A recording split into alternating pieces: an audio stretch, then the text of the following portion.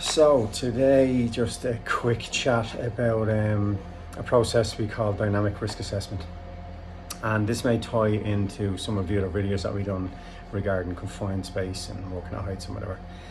So most of us would be familiar with normal standard kind of risk assessments where you have hazards assessed and risks, and you'd have it on some type of paperwork, and you're able to then develop off the back of that a method statement for work, or some safe practice for how you're going to do your job.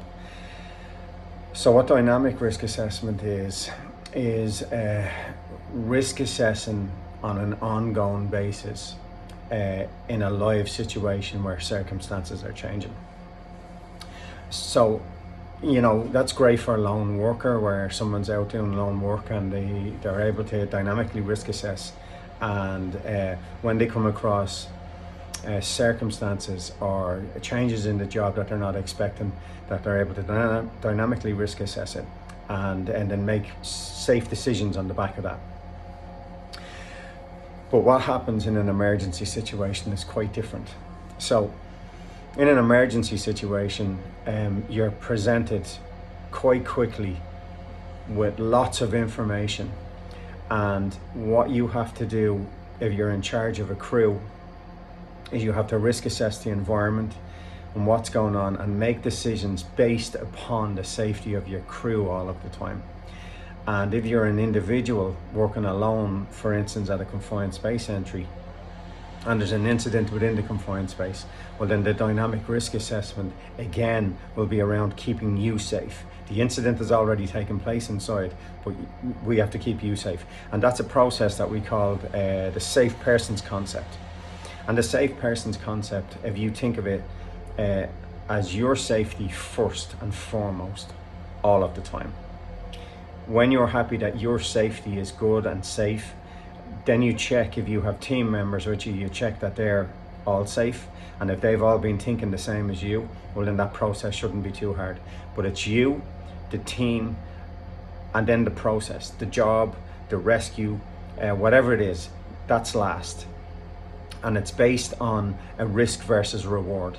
So what am I looking at? So for instance, if it's someone in the water that I need to rescue, what is it that happens within the water?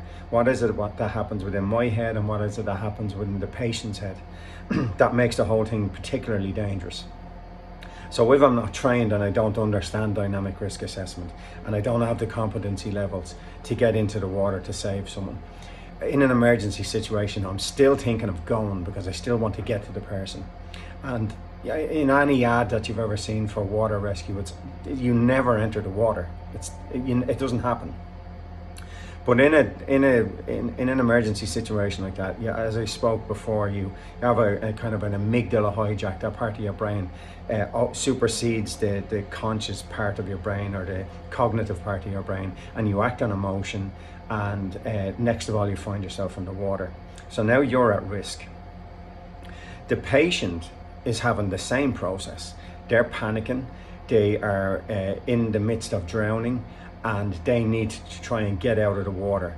And when you get to them, what they are going to do is they're going to try and climb on top of your head to keep themselves out of the water. And you're not going to be able to cope with this. And often in these situations, we find that there would be rescuers, be it in water or be it in confined spaces. They die. So they die in the process of trying to rescue someone else. So from a dynamic risk assessment point of view, the risk is much too high, and the reward isn't there, because you generally don't have the competency or the skill set to do a water rescue.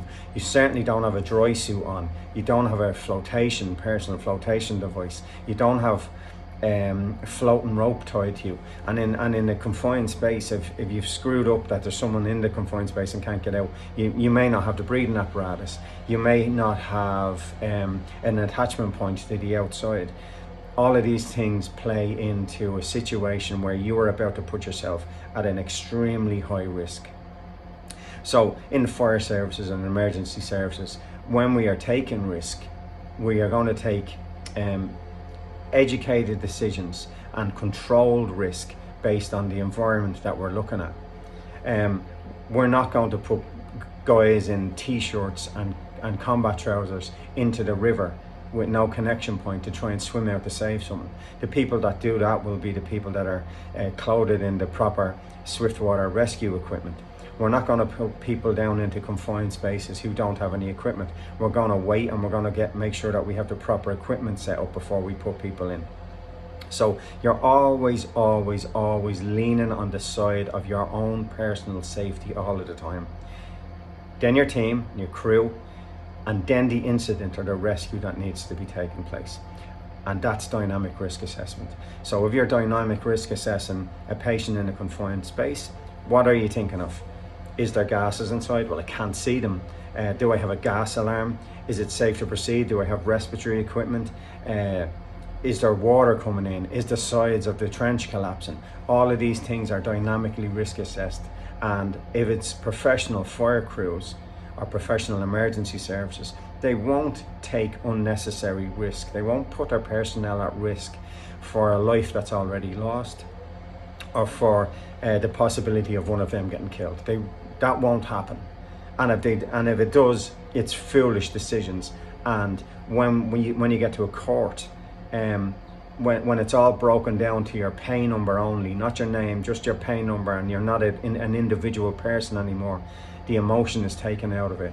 All of the decisions that you made to put yourself in that situation come to fore, and that could be the difference between your loved ones or insurance companies paying out, and all of this stuff that you never even think of when you're at the site of an emergency incident. So when you're there, when you're in trouble, when you're trying to process and make a decision, stand back and revert to a defensive mode as your kind of go-to. So you should first revert to defensive, stand back, analyze what's happening, and are you competent? Are you able to make it? Do you have the equipment? Are you able to make a rescue? Are you able to attempt a rescue? And if not, well, then go and make a call and get the person and the people that can make the rescue, the emergency services. Guide them in, show them where the problem is, but don't become a statistic. Don't become a would-be rescuer who has died. Thanks, guys.